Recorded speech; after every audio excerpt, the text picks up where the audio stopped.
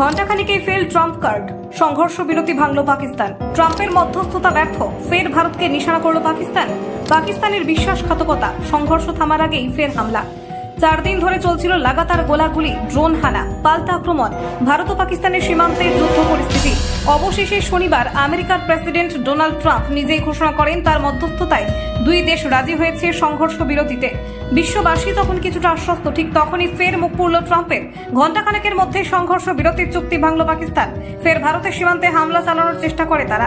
ভারতের সেনাবাহিনী তা প্রতিহতও করে। বিশ্বমঞ্চে শান্তির দূত হয়ে নিজেকে তুলে ধরতে চেয়েছিলেন ট্রাম্প। দাবি করেছিলেন তার কূটনৈতিক চাপেই ভারত পাকিস্তান সংঘর্ষ থেমেছে। কিন্তু পাকিস্তান ফের সেই বিশ্বাসঘাতকতার ইতিহাস ফিরিয়ে আনলো। ভারতের নিরাপত্তার বলয় এতটাই শক্তিশালী ছিল যে প্রতিটি ড্রোন, প্রতিটি হামলা আগেই রোখা গেছে। কিন্তু প্রশ্ন উঠছে, এই উত্তেজনা আর কতদিন চলবে? পাকিস্তান বারবার সংঘর্ষ বিরতির প্রতিশ্রুতি ভেঙে নিজের বিশ্বাসযোগ্যতা হারাচ্ছে। ভারতীয় প্রতিরক্ষা বিশেষজ্ঞরা বলছেন, এভাবে সংঘর্ষ বিরতি ভেঙে আন্তর্জাতিক মহলে নিজেদেরই ক্ষতি করছে ইসলামাবাদ। আপনারা দেখছেন গ্রামীণ বাংলা নিউজ।